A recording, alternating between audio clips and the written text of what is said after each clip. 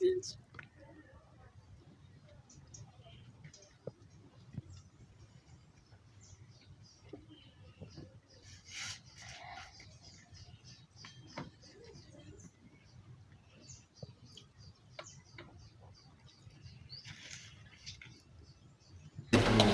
mwana wataka bakibeza kibeza mbabarira azana kibeza Apazo byamuhombaye Apazo harimo n'urutoryi ruri he Apazo ubu twambere n'ibigo uzagira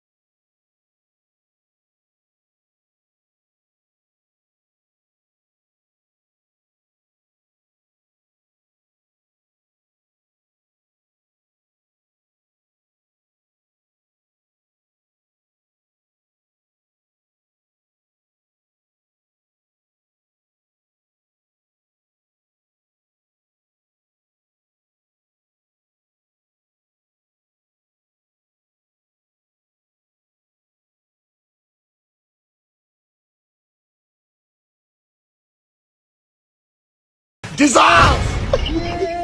Jesus!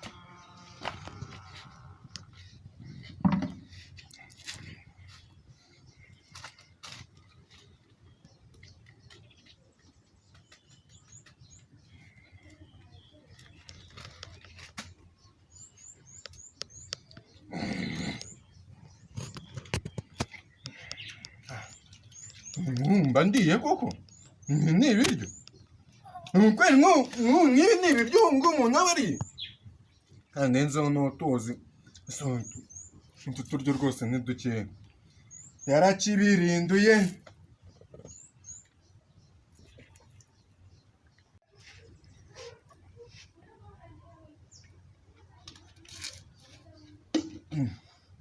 ntwese ko nahaze kandi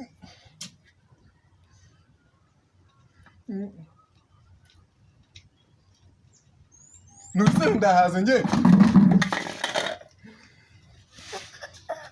kamwe njye gusura nuza ndebe niba subune nshaka agakote njye gusura ndebe niba nabona uko nduse ndariye ibi bintu kuko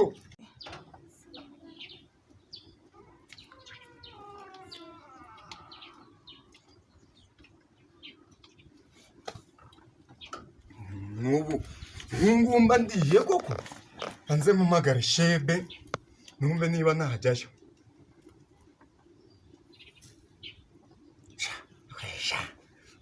koko utu turya soko twagwazaho kiriya kigo ndetse nyirukana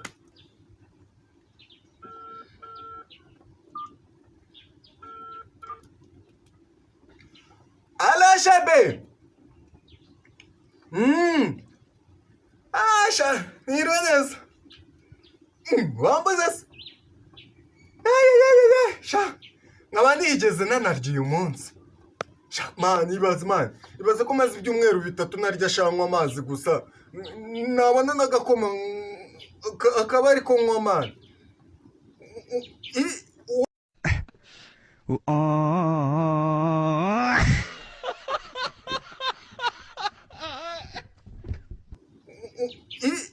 Watetse? Reka nze ndaje. Nukuri kw'Imana ndaje ndahita nza rwose. Ndahita nza. Sawa. Ay. Arasane. Kombyene.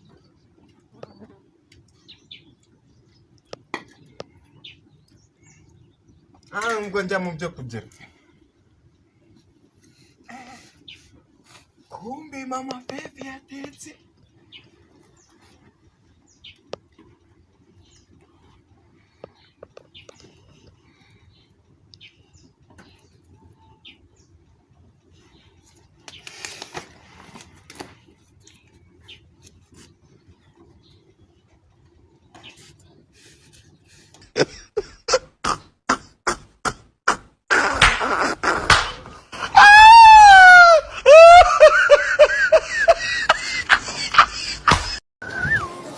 You get it?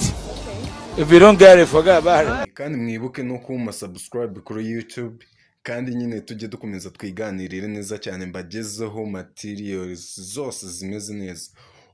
Kandi mbibutsa yuko umunsi w'ejo nzajya gukora field study ku bindi bintu ejo nzabahereza bimeze neza. Ewan nzagenda mbirebe bimeze neza nze mbazanire product.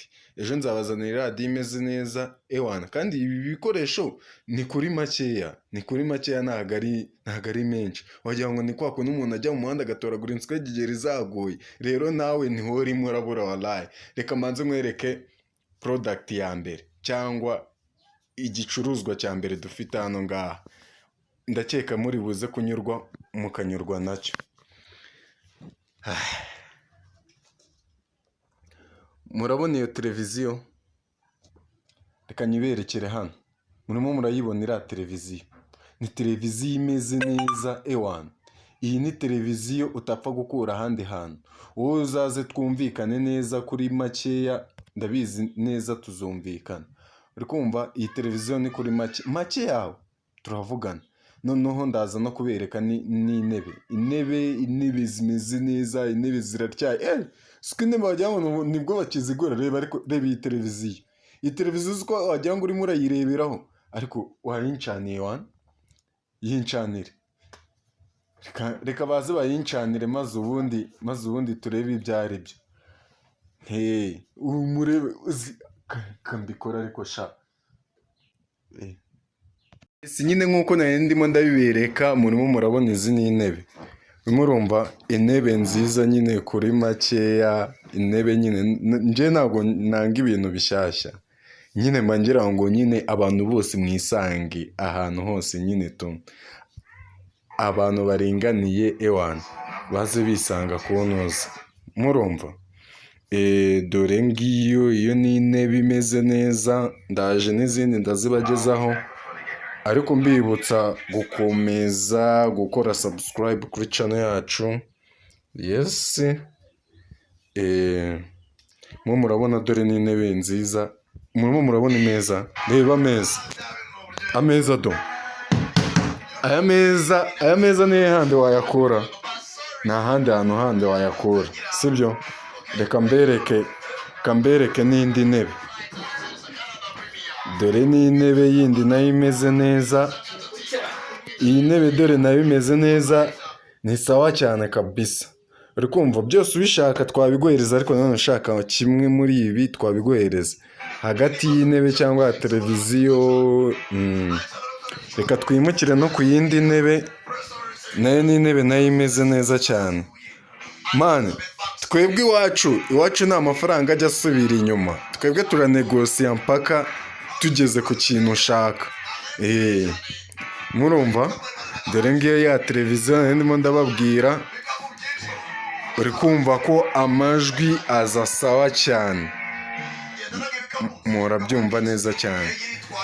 Yes, mukomeza gukora follow kuri page yanjye kuri Instagram no kuri TikTok. Bibutsa no gukomeza gukora subscribe kuri channel yanjye. Dore ngiyi indi ntebe, dore niyo.